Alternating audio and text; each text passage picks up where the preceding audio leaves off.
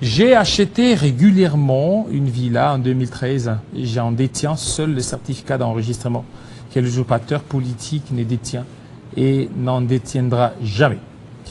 Que la politique de la rancune cède à la place à celle de la cohésion nationale et sociale du peuple congolais. Si le gouverneur de la BCC occupe sa résidence, qui est une moitié de la concession commune, et que 4 autres tiers concernés par cette bavure le sont, pourquoi alors cet acharnement sur ma personne? Dixit Ngoï Kassaji. Monsieur Félix, bienvenue. Merci Jean-David. Voilà, c'est sur ces entrefaites que nous commençons certainement notre thématique, la lutte contre la corruption, l'action. Alors, pour vous, vous venez certainement dénoncer ce que Ngoï Kassaji était en train de... Donc vous êtes venu à appuyer la dénonciation de Ngoï Kassaji. Effectivement, cette injustice, aux yeux de tout le monde, qu'on est en train de participer, ça fait longtemps. Nous devons décrire. Il faut que la justice soit faite pour Alphonse Ngoï Kassaji. Parce que quand vous regardez ces dossiers de la parcelle qui se trouve sur l'avenue Roi-Baudouin, vous allez comprendre qu'il y a certaines manipulations politiques derrière ces dossiers. Jean-David Kilolo, une chose qui choque dans ces dossiers, on vient, on met Alphonse Ngoï Kassaji dehors de sa parcelle. Je pense que tout le monde avait vu des images de gauche à droite.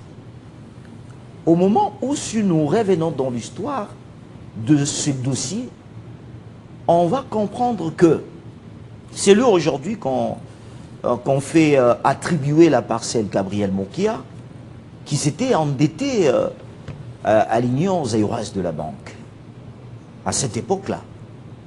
Alors le monsieur n'a pas pu trouver le moyen de remettre l'argent de la banque.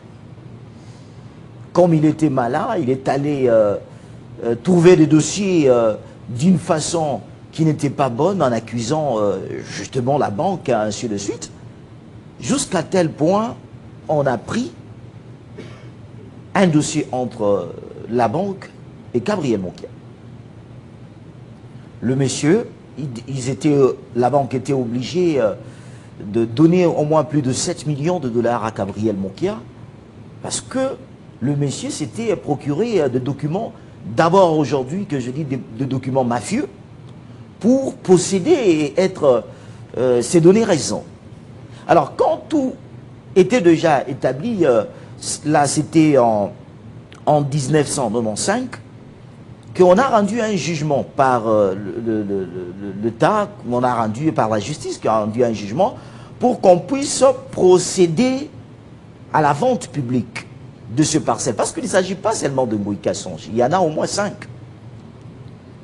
Alors, au moment où la banque allait faire, c'était en 1996.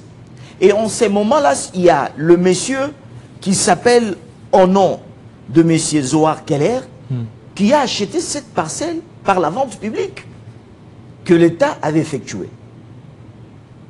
En ce moment, le monsieur, après 2 années, il a revendu le même parcelle. Et la même parcelle que Ngoï Kassaji habite aujourd'hui, c'est la même parcelle que le gouverneur de BCC. C'était une même parcelle, mais scindée à 2. Il y a toutes les parcelles qu'on avait mis en vente publique. Ngoï Kassaji a acheté parce que il possède le certificat d'enregistrement de cette concession. Et qu'il est le seul. Depuis quelle année? Et qu'il est le seul à les faire. Depuis 2014. Il est le seul à posséder le certificat d'enregistrement. Alors, qu'est-ce qui se passe? On prend un certain jour Gabriel Mokia qui va à la justice pour au moins toujours dans ce mafia pour faire un peu ce qui n'était pas correct. Il y a le président de TGI Goumbé qui fait sortir le jugement. Et dans le jugement, je voulais un peu lire ce qui m'intéresse ici. il dit ceci, le premier jugement, il dit ceci.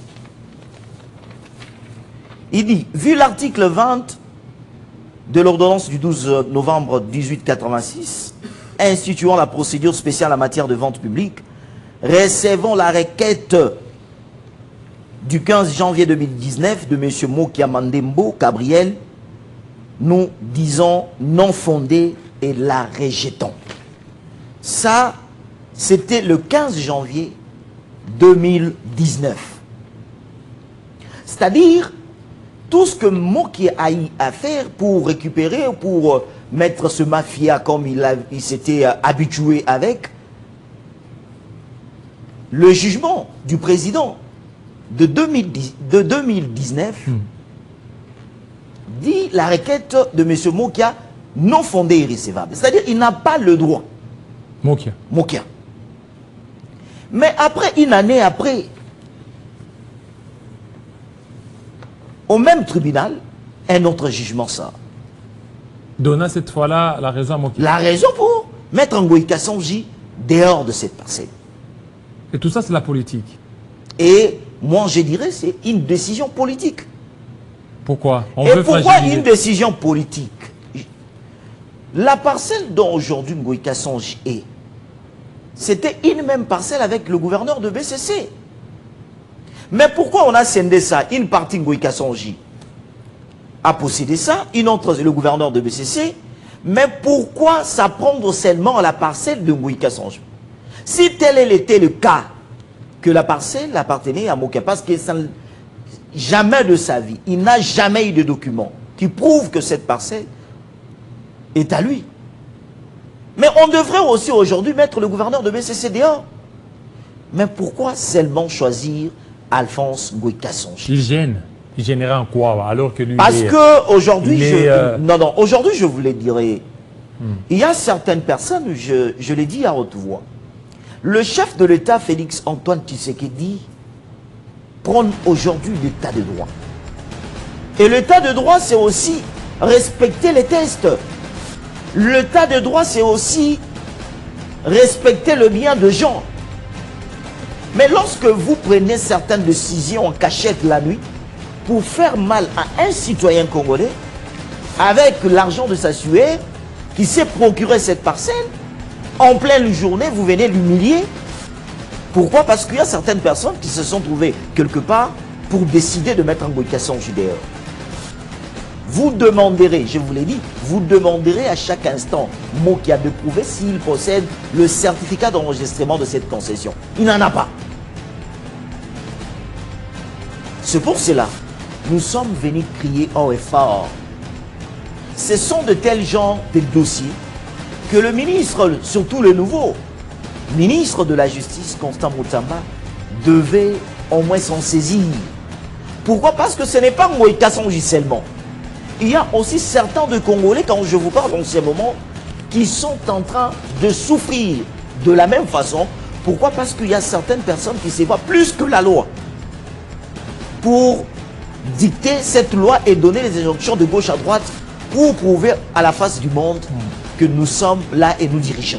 Voilà, merci. Et alors nous interpellons tout simplement. Il est temps de faire ce qui est important.